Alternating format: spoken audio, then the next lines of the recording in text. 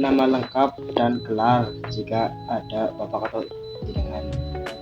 Kamaku Nggih, gelar lama. gelar ketua RT. Oh, yang dapat. Nggih. RT mah RT gelar apa? Nah, RT kan dibilang gelar ya bukan ya, dibilang jabatan ya jabatan yang diamanahkan warga. Padahal begitu amanah kok. Secara dibilang gelar bukan gelar. Gimana kayak gelar pendidikan sendiri ya aku tidak. terus nama jenengan. Nama lengkap Dedi Haryanto. Terus sudah berapa lama bapak atau ibu tinggal di wilayah ini? Saya di sini berarti dari 2019. Berarti sekarang berapa? 7 tahun. Lama ya Pak. Sudah berapa lama bapak atau ibu menjabat sebagai ketua RT? Berarti ya dua jalan 3 tahun. Apa motivasi awal bapak atau ibu bersedia mengemban amanah sebagai ketua RT atau RW? Motivasi saat itu aku nggak ada motivasi apapun ya. Bahasanya aku mencalonkan diri pun tidak dan bersedia pun juga sebenarnya tidak. Cuman di sini aku mencoba mengemban amanah dari warga dan teman-teman sendiri, daripada itu kosong terus mereka pun juga mempercayakan itu ke saya. Ya apa salahnya saya anggap ya sebagai tantangan mereka. Tapi next kalau dibilang mencalonkan diri atau berminat, jujur terus terang enggak. Cuma di sini saya coba mencoba tantangan baru.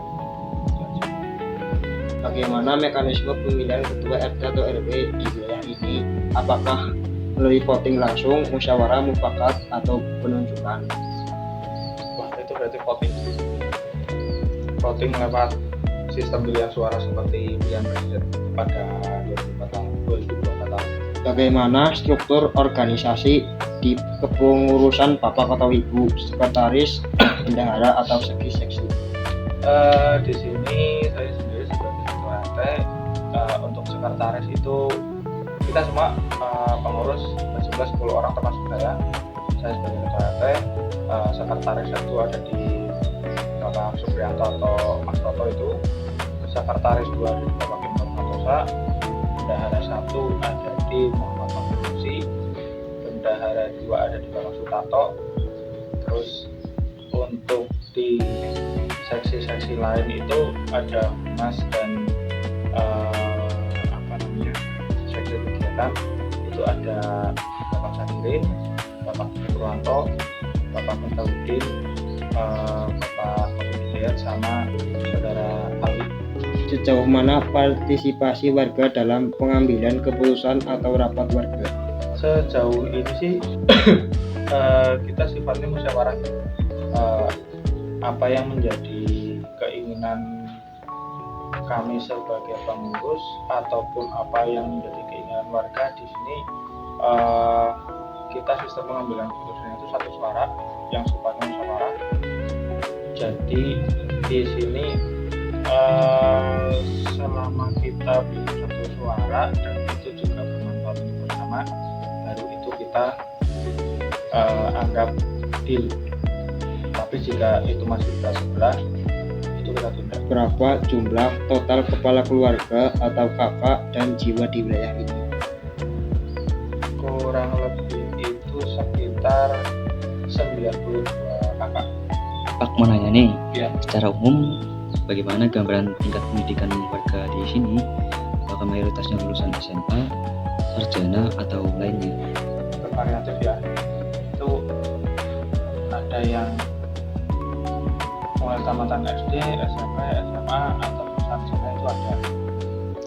Di sini kita bervariatif. Terus juga yang mungkin bahasanya pun zaman dulu belum ada SD ya, sekarang masih bahasanya sekolah rakyat atau mungkin yang jadi di dalam juga ada variatif. Apa mayoritas profesi atau pekerjaan warga di wilayah ini? Apakah karyawan swasta, PNS, pedagang, atau buruh? PNS-nya sendiri ada, kalau nggak salah ada ya, saya agak lupa. Kalau nggak salah ada. Terus kebanyakan itu buruh, petani, karyawan swasta ada. Terus pedagang pun juga ada. Bagaimana Bapak melihat taraf ekonomi warga secara umum? Berapa persen yang tergolong ekonomi menengah ke atas atau prasejahtera? Untuk menengah ke atas itu persentasenya itu 5-10% ya. 5-10%. Kalau yang untuk bikin menengah mungkin sekitar 40-50%. Untuk beberapa sendiri ya yang menengah ke bawah juga ada lah sisanya. Apa tantangan terbesar yang Bapak hadapi selama menjabat? Dimana kita tantangan terbesarnya itu dimana kita untuk mengambil sikap dan membedakan mana yang dianggap benar dan mana yang dianggap salah. Karena hasilnya di sini kan dalam satu RT sendiri tadi dari kurang lebih 92 kakak tadi itu bagaimana caranya kita mengiyakan menjadi satu suara itu yang mudah. Jadi di sini tetap kita belajar untuk menjadi pendengar dan juga menjadi pendengar sekaligus menjadi penengah yang baik. Jadi kalau kita meninggikan ego untuk kita bisa bermusyawarah untuk menuju satu suara itu sangat susah. Ya bahasanya ya lebih susahnya lagi kan kita ada banyak orang ya. Apa pesan Bapak Ibu untuk generasi muda terkait kepedulian terhadap lingkungan tempat tinggal? Jangan merasa kecil hati ketika kalian generasi muda dikritik sama yang mungkin sepantaran kalian atau mungkin yang lebih dewasa dan lebih tua daripada kalian, baik itu yang kalian kenal ataupun yang tidak kenal. Karena ketika kalian merasa gampang kecil hati ketika kalian menerima kritik dan saran, itu yang akan bukan membangun karakter kalian menjadi lebih baik, justru malah sebaliknya secara tidak langsung kalian yang gagal membentuk karakter kalian sendiri. Di sini ketika kita belajar berbesar hati untuk menerima kritik dan saran dari yang lebih dewasa dari kalian, itu efek negatifnya adalah kalian akan gampang lebih mudah terbentuk sesuatu yang negatif. Ya, banyak kenakalan remaja sepantaran kalian lah ya, yang kita sama-sama tahu itu efek negatifnya. Tapi ketika kalian bisa menerima itu menjadi sesuatu yang positif, justru kalian secara tidak langsung membantu generasi yang sudah berumur untuk membantu mengurangi kenakalan-kenakalan atau mungkin tindakan di luar batas kewajarannya kita lah, secara tidak langsung itu. Ya contoh,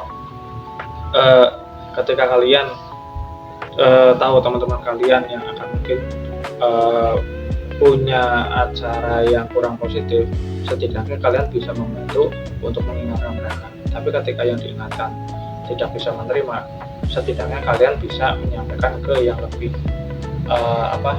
dewasa atau yang lebih berwenang untuk menyampaikan hal tersebut. Karena di situ kalian secara tidak langsung juga membantu orang-orang di luar sana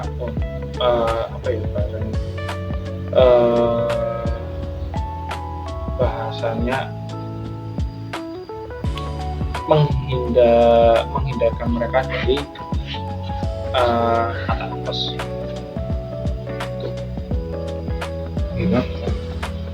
Ya, untuk wawancara sekian. Mohon maaf bila mengganggu waktunya, terus mohon maaf lah. Ya, saya juga terima kasih. Mohon maaf juga kata-katanya saya agak kurang pas. Saya minta maaf. Mudah-mudahan apa yang saya sampaikan ya bisa. Terima kasih Pak. Ya, sama.